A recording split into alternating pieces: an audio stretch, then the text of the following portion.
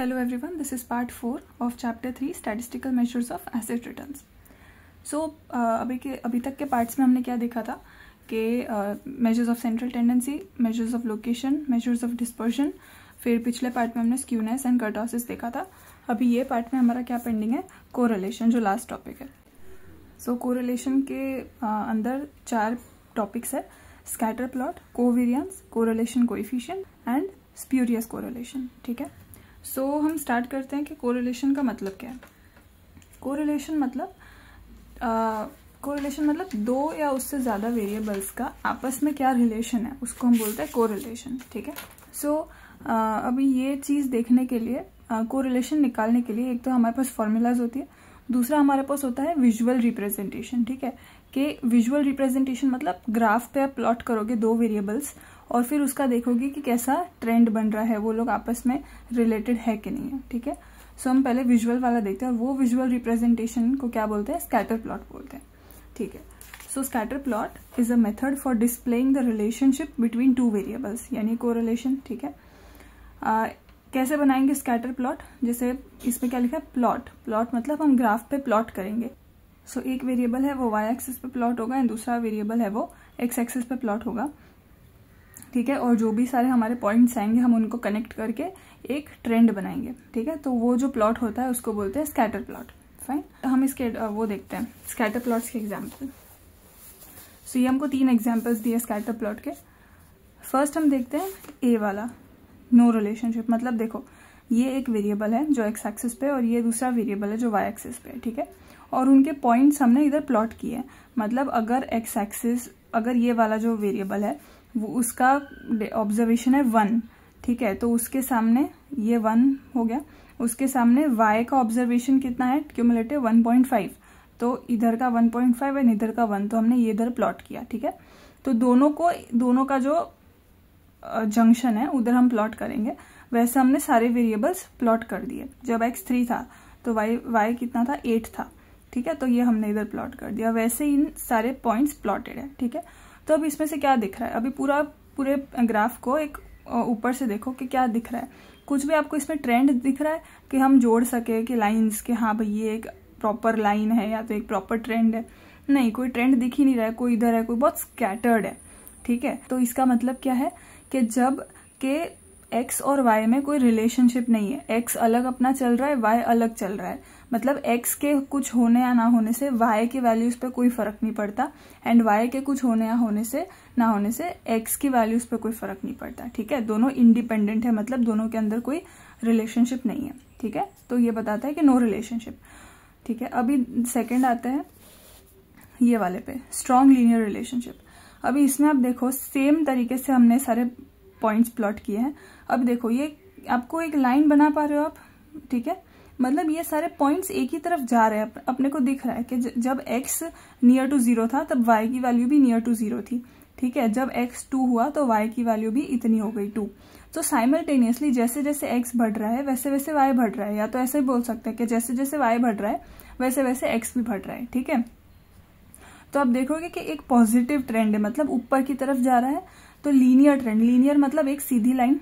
ठीक है, तो आप इधर एक इमेजिनरी बीच में से सीधी लाइन बना सकते हो. ठीक है, ट्रेंड के लिए सारे पॉइंट्स को जोड़ना जरूरी नहीं है, पर अपने को पता चल रहा है देखो ये ट्रेंड कि हाँ एक सीधी लाइन है ऊपर की तरफ जा रही है, तो इसको क्या बोलेंगे, पॉजिटिव ट्रेंड है एंड लीनियर ट्रेंड है, एक लाइन में जा रहा है. तो हमको पता है कि एक्स और वाई का कोरिलेशन अच्छा है. ठीक है, इससे हमको पता चल रहा है कि x की कोई वैल्यू होने या ना होने से y की वो वैल्यू पे साइमल्टेनियस कॉरस्पॉन्डिंग इफेक्ट आ रहा है. ठीक है, वो हमको इधर से दिख रहा है क्योंकि x इंक्रीज हुआ तो y भी इंक्रीज हो गया, y डिक्रीज हुआ तो x भी डिक्रीज हो गया. ठीक है, किसके इंक्रीज या डिक्रीज होने से दूसरे पे फर्क पड़ रहा है वो हम नहीं बता रहे इधर. हम सिर्फ ये देख रहे हैं कि x और y में दोनों में रिलेशनशिप है और वो कौन सा रिलेशनशिप है, पॉजिटिव रिलेशनशिप है. ठीक है, सो नेक्स्ट हम ये वाला स्कैटर प्लॉट देखेंगे जिसमें हमको नेगेटिव कोरिलेशन दिखेगा. ठीक है, सो पहले वाले में क्या था, लाइन से ऊपर की तरफ जा रही थी इस तरीके से. ठीक है, इसमें देखो इसमें भी सीधी लाइन है तो लीनियर कोरिलेशन तो है, पर कैसे जा रहा है, ये नीचे की तरफ जा रहा है, मतलब ये नेगेटिव है. मतलब जब x आपका इंक्रीज हो रहा है तब तब आपका y डिक्रीज हो रहा है एंड जब आपका y डिक्रीज हो रहा है तब तब x इंक्रीज हो रहा है, या तो वाइस वर्सा, y इंक्रीज हो रहा है तो x डिक्रीज हो रहा है, ठीक है। तो इसको क्या बोलेंगे हम, नेगेटिव कोरिलेशन। ओके, तो ये स्कैटर प्लॉट से क्या पता चलता है कि x एंड y में परफेक्टली नेगेटिव कोरिलेशन है, ठीक है। परफेक्टली क्यों, क्योंकि एकदम एग्जैक्ट एक ही लाइन है, ठीक है। जो हमने पहले वाला ग्राफ देखा था उसमें क्या था, सीधी लाइन थी, बट उसमें इधर उधर भी बहुत सारे थे।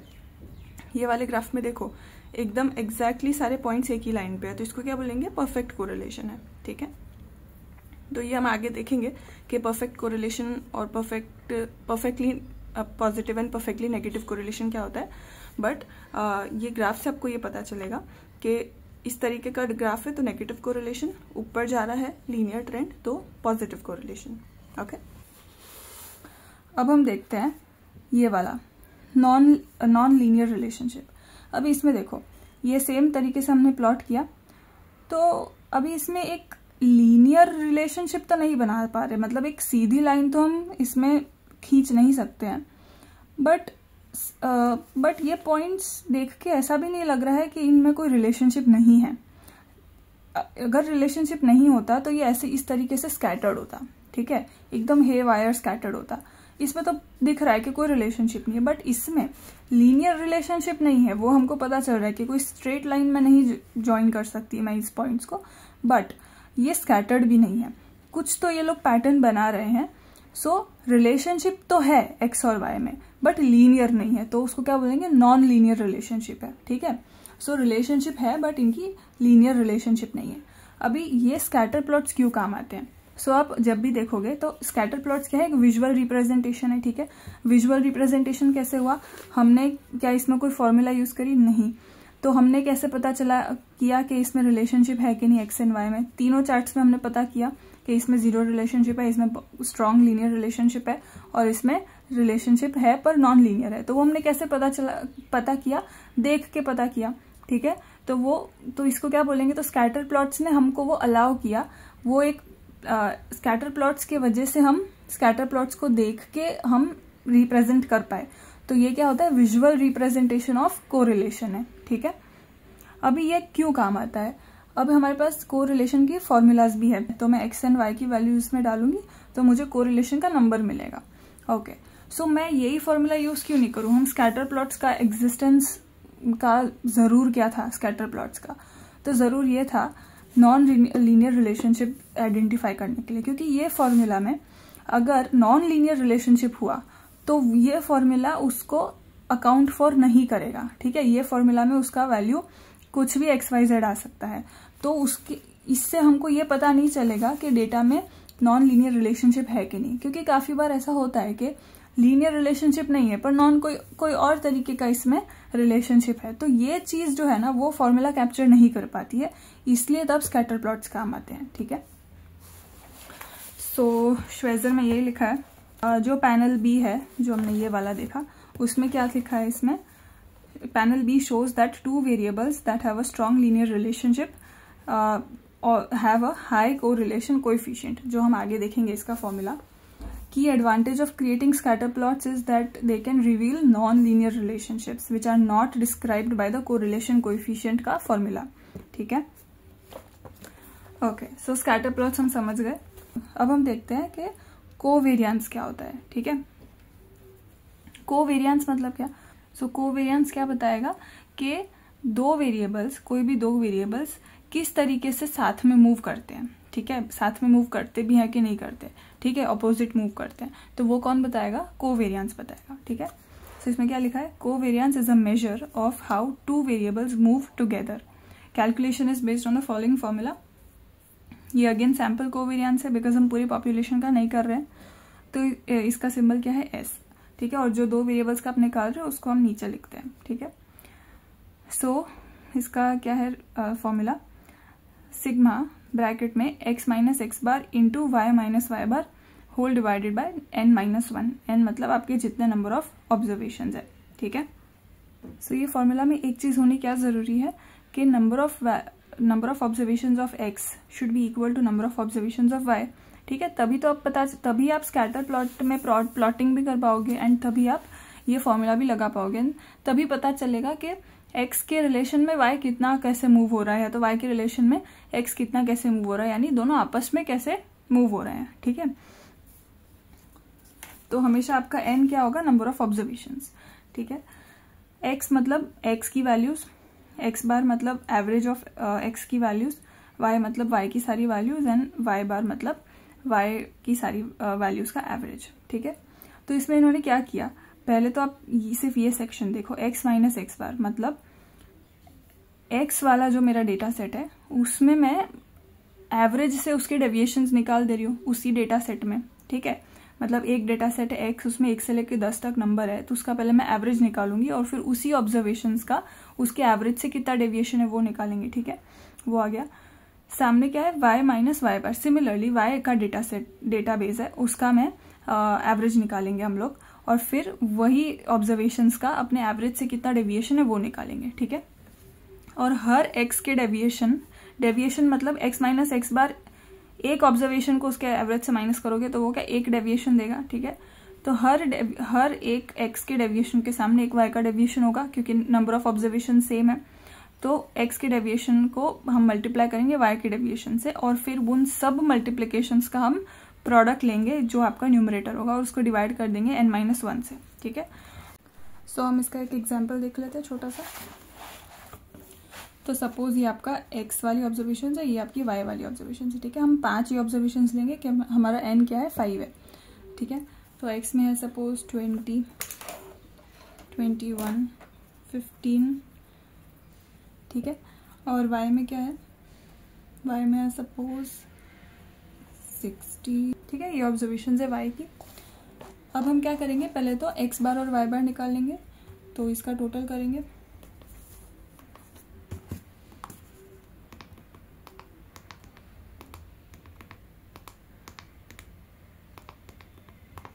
तो कितना आया, 113 डिवाइडेड बाय 5, 22.6। इसका y का क्या आता है,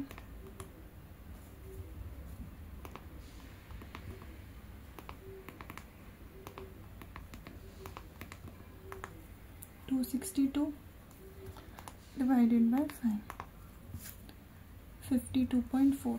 ठीक है, तो x बार आ गया, y बार आ गया। अब हम क्या करेंगे, x माइनस एक्स बार निकालेंगे। ठीक है, और y माइनस वाई बार। x माइनस एक्स बार कैसे होगा, 20 माइनस 22.6, 21 माइनस 22.6। ठीक है, अब हम इजी रहा इसलिए हम क्या कर लेते हैं, 22.6 को 23 गिन लेते हैं, और 52.4 को 52 गिन लेते हैं, राउंड ऑफ कर देते हैं। ठीक है, एक्चुअल में नहीं करना है सम्स में, बट अभी इजी रहा इसलिए कर लेते हैं।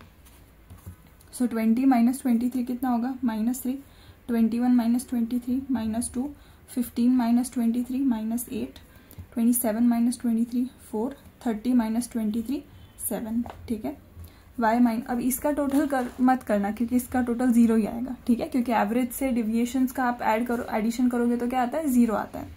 ठीक है, y माइनस वाई बार, 60 minus 52 8, 50 minus 52 -2, 55 minus 52 3, 57 minus 52 5, 40 minus 52 -12।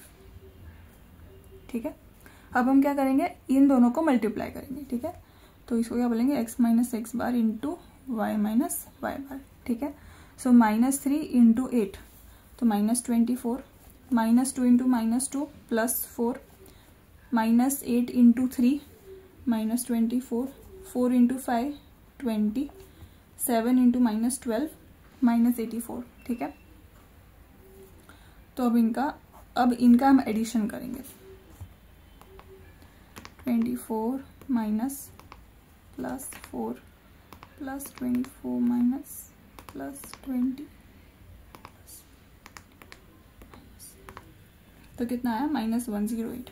ठीक है, तो ये -108 हमारा क्या है, न्यूमरेटर है, x minus X bar into Y minus Y बार का सम। ठीक है, उसको क्या करना है, डिवाइडेड बाय n-1 करना है।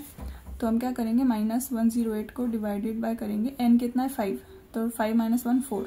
ठीक है, तो इसको हम डिवाइड कर देंगे 4 से।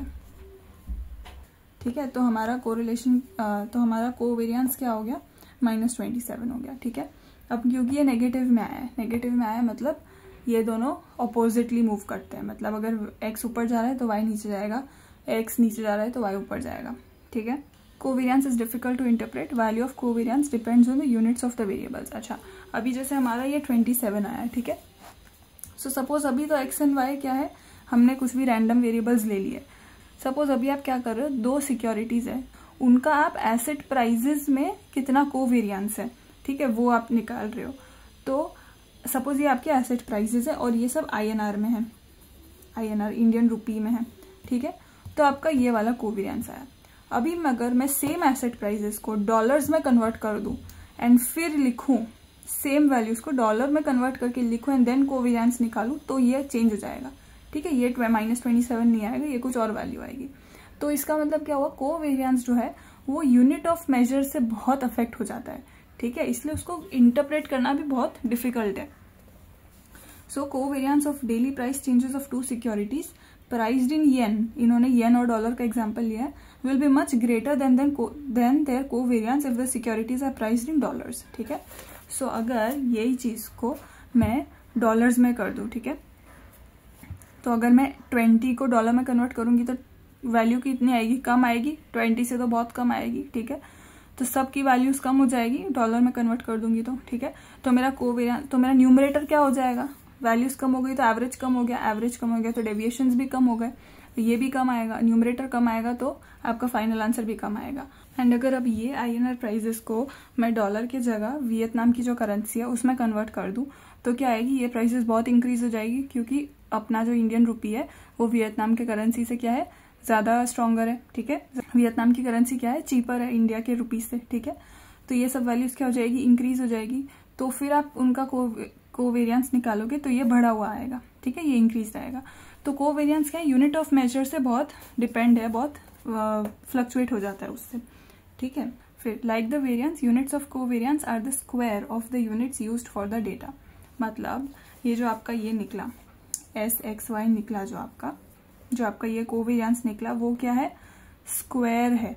जैसे जो आपका वेरियंस निकालते थे आप उसको, तो सपोज आपका निकला 5% वेरियंस, तो 5% नहीं होता था, वो 5% नहीं होता था, उसको क्या बोलते थे, 5% स्क्वायर है ये। उसके बाद उसका स्टैंडर्ड डेविएशन करते थे एंड फिर नॉर्मल वैल्यू निकलती थी वेरियंस की, स्टैंडर्ड डेविएशन की, ठीक है। तो करना, इस स्टैंडर्ड डेविएशन क्यों करना पड़ता था, क्योंकि वेरियंस जो है वो स्क्वायर रूट में होता था, ठीक है।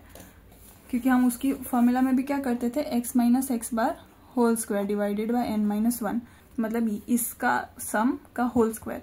क्यों हमको होल स्क्वायर करना पड़ता है, क्योंकि इसका सम करोगे तो 0 ही आएगा। सो कोवेरियंस में भी ऐसा ही है, ये जो भी आपका आंसर आया वो यूनिट्स स्क्वायर्ड में है, ठीक है।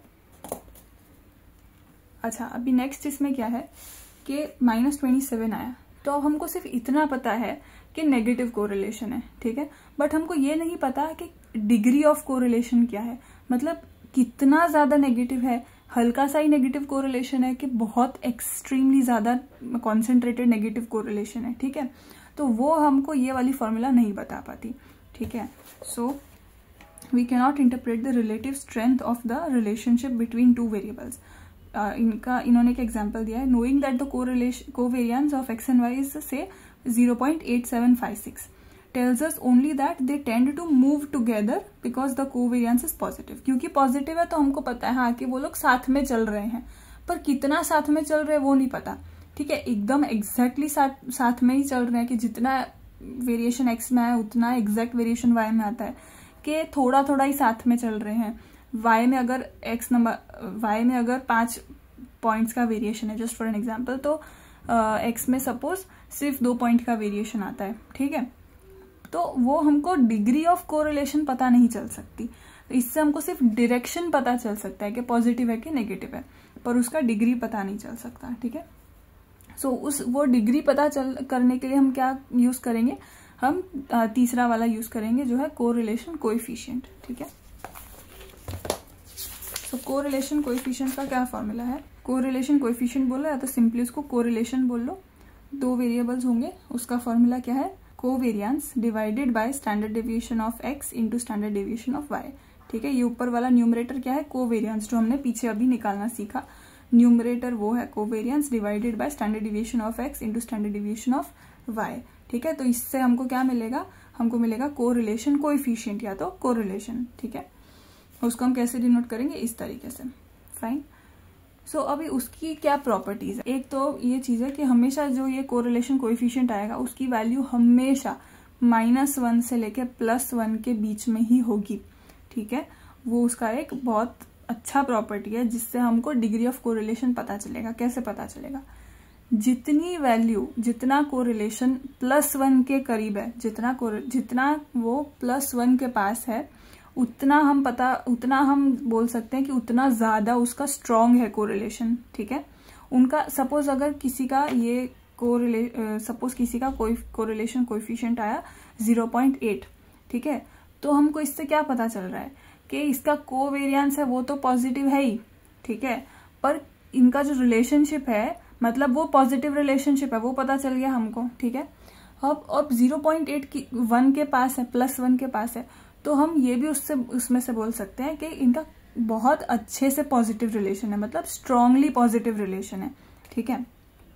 और अगर कोरिलेशन कोएफिशिएंट आपका आता है 0 के आसपास, तो हम बोल सकते हैं कि इनका कोई रिलेशन नहीं है, इन दो वेरिएबल्स के बीच में कोई रिलेशन नहीं है। और अगर आपका कोरिलेशन कोएफिशिएंट है उसका आंसर आता है -1 के तरफ, ठीक है, -1 के ज्यादा पास में आंसर आ रहा है, तो हम बोल सकते हैं कि परफेक्टली नेगेटिव कोरिलेशन है, मतलब काफी स्ट्रॉन्ग नेगेटिव कोरिलेशन है, ठीक है। सो हम इसमें देख लेते हैं properties of correlation of two random variables. Correlation measures the strength of the linear relationship, ठीक है, स्ट्रेंथ मेजर करेगा। पॉजिटिव है कि नेगेटिव है वो तो कोवेरिएंस भी बता रहा था, पर उसकी स्ट्रेंथ, उसका डिग्री ऑफ पॉजिटिव या नेगेटिव वो कितना है, वो कौन बताता है, correlation coefficient. It has no units, मतलब इसके कोई यूनिट्स नहीं है। अगर आपका -1 आया कोरिलेशन कोएफिशिएंट, तो उसका -1 के आगे परसेंटेज या तो यूनिट्स या तो ऐसा कुछ नहीं लगाना, उसके कोई यूनिट्स ऑफ मेजर नहीं है, ठीक है। इट रेंजेस फ्रॉम -1 to +1, ठीक है, उसके ये रेंज के अंदर ही घूमेगा। If correlation coefficient is 1, random variables are said to have perfect positive correlation, मतलब एग्जैक्टली 1 आया आपका कोरिलेशन, मतलब आपका परफेक्टली पॉजिटिव कोरिलेशन है। पॉजिटिव पता चल गया, परफेक्टली पॉजिटिव मतलब एग्जैक्ट 1 है, मतलब बहुत स्ट्रॉन्ग कोरिलेशन, तो उसको क्या बोलेंगे, perfectly positive correlation. This means that movement in one random variable results in proportional positive movement in the other variable relative to its mean। मतलब अगर x वाले वेरिएबल में अपने एवरेज से कंपेयर में 5% का मूव आया, तो y वाले वेरिएबल में भी y के एवरेज से कंपेयर में 5% का मूव आएगा, ठीक है। x और y क्या चल रहे हैं, सिंक में चल रहे हैं, ठीक है, कि जितना x बढ़ रहा है उतना y बढ़ रहा है, या तो जितना y डिक्रीज हो रहा है उतना x डिक्रीज हो रहा है, ठीक है। इसमें हम अगेन ये नहीं बोल रहे हैं कि x के वजह से y इंक्रीज या डिक्रीज हो रहा है, या तो y के वजह से x या इंक्रीज या डिक्रीज हो रहा है। हम सिर्फ इतना देख रहे हैं कि x और y साथ में चल रहे हैं, और परफेक्टली पॉजिटिव कोरिलेशन मतलब एग्जैक्टली साथ में चल रहे हैं। जितना x अपने एवरेज के कंपेयर में मूव होता है ऊपर या नीचे, उतना एग्जैक्ट प्रपोर्शन में y भी अपने एवरेज के ऊपर या नीचे एग्जैक्ट प्रपोर्शन में मूव होता है, ठीक है, तो उसको बोलेंगे परफेक्ट पॉजिटिव कोरिलेशन। दूसरा क्या आया, इफ कोरिलेशन कोएफिशिएंट इज -1, तो क्या बोलेंगे कि random variables have perfect negative correlation, ठीक है। This means that movement in one random variable results in an exact opposite proportional movement in the other relative to its mean। इसका मतलब क्या हुआ, -1 है, मतलब दोनों का proportion of movement तो सेम ही है, बट ऑपोजिट डायरेक्शंस में। तो मतलब अगर x है वो अपने एवरेज के कंपेयर में 5% ऊपर मूव हुआ, तो y क्या होगा, अपने एवरेज के कंपेयर में 5% नीचे मूव होगा। 5% सेम रहा, प्रपोर्शन सेम है, बट डिरेक्शंस ऑपोजिट है, मूवमेंट की डिरेक्शंस ऑपोजिट। अगर x ऊपर मूव हुआ तो y नीचे मूव होगा, सेम प्रपोर्शन से, पर वो नीचे मूव होगा, ठीक है। और अगर सपोज y ऊपर मूव हुआ तो x सेम प्रपोर्शन से नीचे मूव होगा, ठीक है।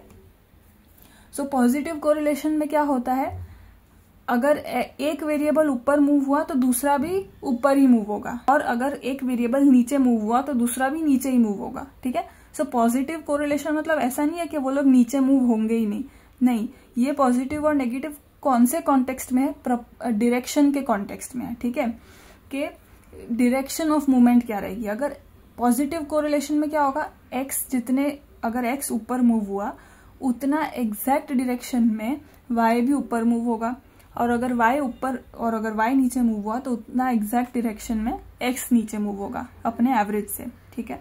वो कब होगा, परफेक्ट पॉजिटिव कोरिलेशन में। और अगर परफेक्ट पॉजिटिव या परफेक्ट नेगेटिव नहीं है, तो सपोज 0.8 का कोरिलेशन है जैसे हमने देखा, तो उसमें क्या होगा कि अगर एक्स है वो अपने एवरेज से 5% प्लस में मूव हुआ, ठीक है, तो वाई जो है वो भी अपने एवरेज से ऊपर तो मूव होगा पर एग्जैक्ट 5% जितना ऊपर मूव नहीं होगा, ठीक है, उससे कम या कुछ उससे ज्यादा होगा, क्योंकि कोरिलेशन क्या है, परफेक्टली पॉजिटिव नहीं है, थोड़ी सी पॉजिटिव है पर परफेक्टली पॉजिटिव नहीं है, ठीक है।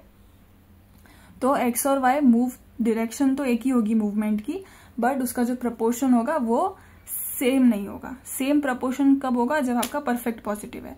और जितना कोरिलेशन आपका +1 की तरफ या या तो -1 की तरफ जाएगा, उतना वो प्रपोर्शन सिंक में होता जाएगा, ठीक है।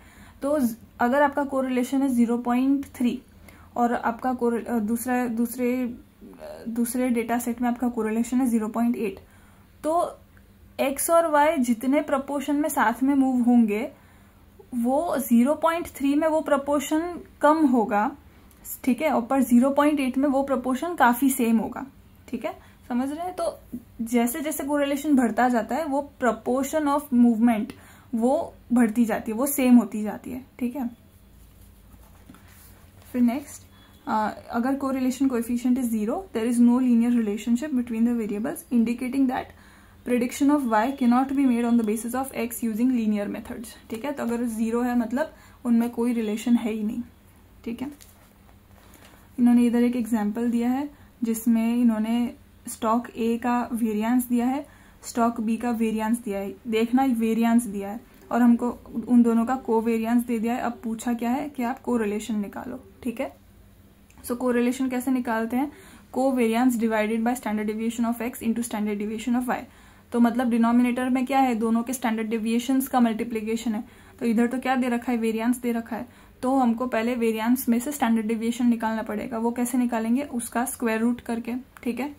तो पहले इन्होंने स्टैंडर्ड डेविएशन ऑफ ए निकाला and standard deviation of B निकाला उस वेरिएंस का स्क्वायर रूट करके, तो ये दोनों वैल्यूज आ गई। अब सिंपली कोवेरिएंस लेके उसको डिवाइड कर दिया दोनों के स्टैंडर्ड डेविएशन के प्रोडक्ट से, तो कितना आ गया 0.9842।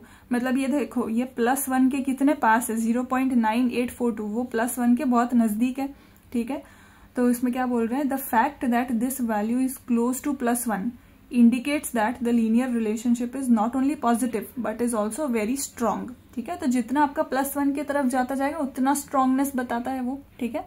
और -1 की तरफ भी अगर जा रहा है तो भी वो स्ट्रांगनेस बता रहा है, पर किसकी स्ट्रांगनेस, नेगेटिव की स्ट्रांगनेस बता रहा है, ठीक है। अच्छा, अभी जो मैं 2-3 बार इसमें रिपीट कर दिया कि हम इसमें कोरिलेशन में ऐसा नहीं बोल रहे हैं कि x के वजह से y में चेंज आ रहा है कि y के वजह से x में चेंज आ रहा है, ठीक है। सो इन्होंने यही क्लैरिफाई किया है, care should be taken when drawing conclusions based on correlation that causation is not implied just from significant correlation. मतलब कॉजेशन मतलब किसने किसका चेंज कॉज किया, ठीक है। कॉज एंड इफेक्ट इसमें से नहीं पता चल सकता कि x में कॉज था इसलिए y में इफेक्ट आया, या तो y में कॉज था इसलिए x में इफेक्ट आया, ऐसा नहीं पता कर सकते। सपोज इधर जो आपका -0.9842 का कोरिलेशन आया तो वेरी स्ट्रांग पॉजिटिव कोरिलेशन है, बट इसमें से आप ऐसा नहीं बोल सकते कि स्टॉक ए में चेंज आया इसीलिए स्टॉक बी में चेंज आया, या तो ऐसा भी नहीं बोल सकते कि स्टॉक बी में चेंज आया इसीलिए स्टॉक ए में चेंज आया, ठीक है। तो कॉजेशन जो है वो आप इम्प्लाई नहीं कर सकते कोरिलेशन में से, सो वो हमको इम्प्लाई नहीं करनी है, ठीक है। So which variable is causing change in the other variable is not revealed by correlation, ठीक है। सो ये हमारा टॉपिक हो गया। अभी हम लास्ट टॉपिक पे आते हैं जो स्प्यूरियस कोरिलेशन है।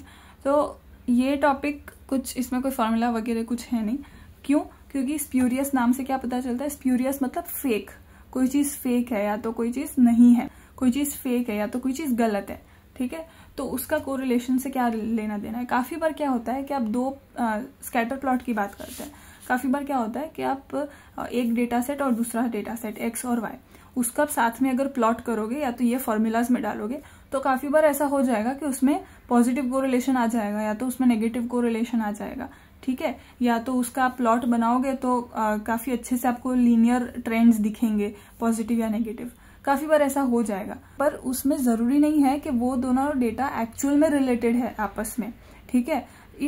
वो ऐसा हो सकता है कि बाय चांस वो वैल्यूज ऐसी थी दोनों की कि उसको फॉर्मूला में डाला या तो प्लॉट किया तो हमको कोरिलेशन जैसा दिख रहा है, पर उनमें कोई कोरिलेशन है नहीं एक्चुअल में।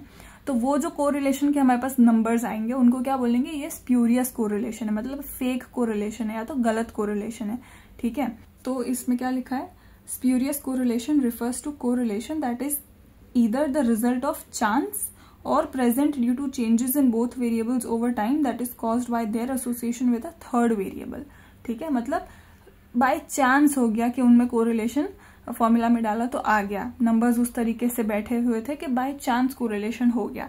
या तो ऐसा हो सकता है कि वो दोनों वेरिएबल्स आपस में रिलेटेड तो नहीं है, पर दोनों वेरिएबल्स एक तीसरे वेरिएबल से रिलेटेड है, ठीक है, एक कॉमन तीसरे वेरिएबल से रिलेटेड है और उस तीसरे वेरिएबल में चेंजेस आया इसलिए इन दोनों में चेंजेस आया, ठीक है। इसलिए भी काफी बार हो सकता है कि इन दोनों में आपको कोरिलेशन दिख जाए, पर एक्चुअल में मेन टू वेरिएबल्स में कोरिलेशन नहीं होता है। तो ये होते हैं स्प्यूरियस कोरिलेशन के रीजंस। एग्जाम्पल्स देखते हैं स्प्यूरियस कोरिलेशन के। तो टाइलर विगन है, उन्होंने एग्जाम्पल्स दिए हैं। Correlation between the age of each year's Miss America and the number of films Nicolas Cage appeared in that year is 87%। मतलब एक साल में मिस अमेरिका जो भी लड़कियां बनी, ठीक है, उनकी एज के बीच में कोरिलेशन निकाला गया, उनकी age and number of films जिसमें ये जो एक्टर है निकोलस केज, वो एक्टर ने जितनी फिल्म्स करी वो दोनों डेटा सेट का कोरिलेशन निकाला तो उनका कोरिलेशन कितना आया, 87%। मतलब काफी ज्यादा कोरिलेशन है, मतलब ठीक है। तो उसका कोरिलेशन कोएफिशिएंट कितना आया होगा, 0.87 जितना आया होगा, ठीक है। तो इट सीम्स के काफी अच्छा कोरिलेशन है, बट लॉजिकल माइंड लगा के सोचो तो ये दोनों डेटा सेट्स में कोई रिलेशन नहीं है, ठीक है। सो ये सब एग्जाम्पल्स होते हैं कि आपका काफी बार स्प्यूरियस कोरिलेशन भी निकल सकता है, ठीक है। सो हमने ये चैप्टर के सारे टॉपिक्स कवर कर दिए हैं। Measures of central tendency, location, dispersion, skewness, kurtosis and correlation भी हमारा हो गया है, ठीक है। Thank you.